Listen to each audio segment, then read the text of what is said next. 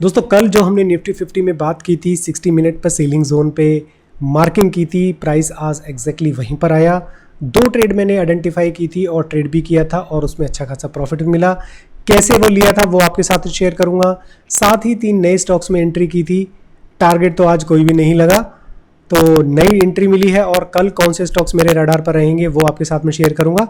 तो video important है, learning के प्रोस्पेक्टिव से देखिएगा। साथ ही हमारी वेबसाइट stocktrek.live पे विजिट कीजिएगा, एजुकेशनल और बहुत सारी इन्फॉर्मेशन मिलेगी आपको। चलिए फ्रेंड, चार्ट पे चलते हैं और दिखाता हूं आपको कि हमने कैसे ट्रेड किया था निफ्टी 50 के अंदर में।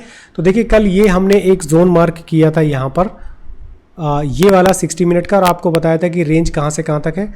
तो एग्जैक्टली प्राइस यहीं पर आया और देखिए कि कितनी ज़बरदस्त यहाँ पर आज सीलिंग देखने को मिली है। अब इसमें नई मार्किंग कर लीजिए, क्योंकि ये जो 60 मिनट का नए सेलिंग जोन बना है ये मैं पहले मार्क कर देता हूं।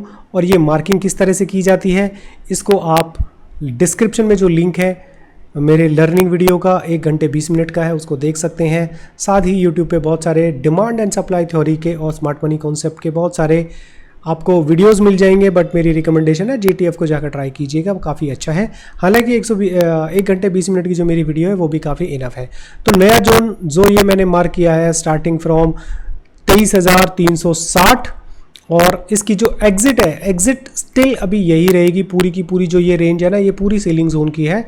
अभी जो नए ये इतने अच्छे 2 कैंडल बनी है, तो अब तो यहाँ पर 1:2 का टारगेट लेना चाहिए।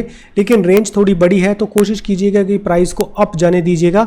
अगर गैप अप होता है 23,390 या 400 के आसपास में, तो वेट कीजिएगा 2-3 मिनट, प्राइस वहीं रहता है तो सेलिंग कीजिएगा और फटाफट से अपनी एग्जिट ले लीजिएगा अर्ली मॉर्निंग में, क्योंकि काफ़ी वॉलेटिलिटी होती है, प्राइस काफ़ी तेज़ी से जाता है। अब मैं आपको बताता हूं कि मैंने किस तरह से प्लान किया था। उसके लिए हम जाते हैं 5 मिनट की कैंडल पे। देखिए ये सुबह 5 मिनट की कैंडल थी जो मैं आपको बता रहा हूं अभी, ये वाली 5 मिनट की कैंडल थी। तो यहाँ पर इमीडिएटली रिएक्शन के लिए एक स्कैल्पिंग की जा सकती थी, हालांकि मैंने नहीं की थी।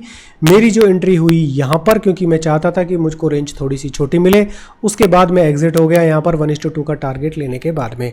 उसके बाद काफ़ी अच्छी मूवमेंट चल रही थी अप जाने की तरफ, लेकिन क्योंकि कॉल तो मुझे लेनी ही नहीं थी, क्योंकि मेरी जो एंट्री प्लान होती वो तो इस तरह से होती कि कोई भी 30 मिनट की अच्छी कैंडल ऊपर जाकर क्लोज करती, उसके बाद में प्राइस नीचे रिट्रीव होता, फिर मैं कोई भी 5, 15 या 30 मिनट पर अच्छा सेलिंग जोन देखता और उसके बाद में प्राइस में इस तरह से कॉल की एंट्री करता रिट्रेस होने के लिए।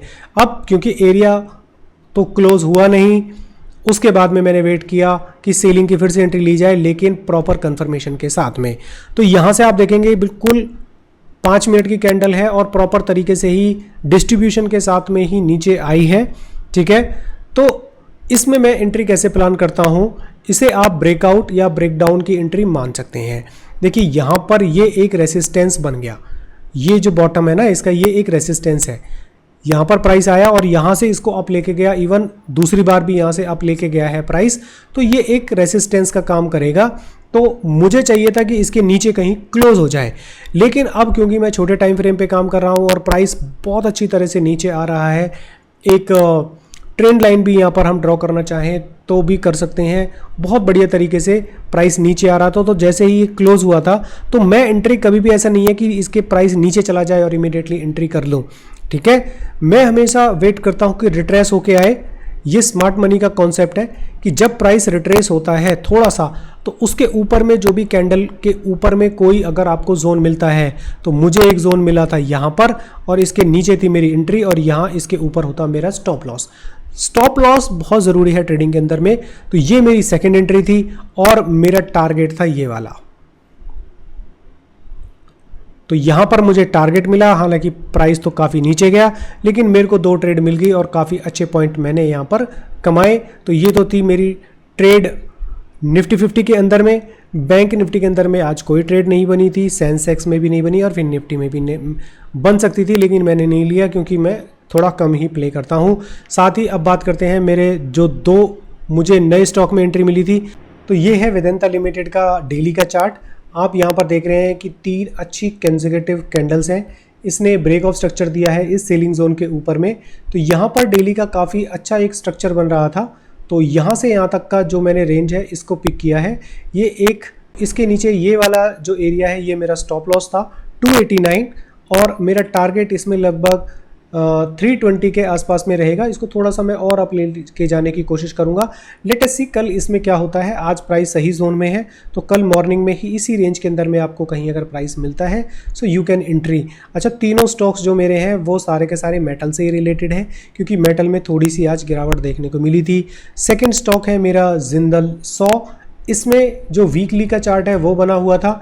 अच्छा, ये चार्ट सारे कैसे कैसे बनाए जाते हैं, कैसे मार्किंग की जाती है, ये सारी मैंने वीडियो में अच्छे से एक्सप्लेन कर दिया है, तो आप जाकर ज़रूर सीखिएगा। नहीं तो ये जो मार्किंग है आपको समझ में नहीं आएगी और आप कहेंगे कि मैं क्या कर रहा हूँ। ठीक है, तो ये आप क्लियरली देख पा रहे हैं। यहाँ पर मेरी एंट्री हुई है।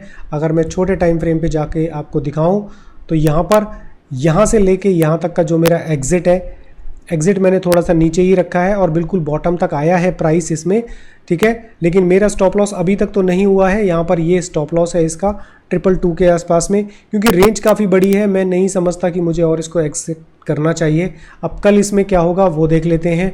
तो प्राइस स्टिल यही है। इस पूरी रेंज को आप प्ले करना चाहते हैं तो रिस्क मैनेज के साथ में आप इसको भी प्ले कर सकते हैं।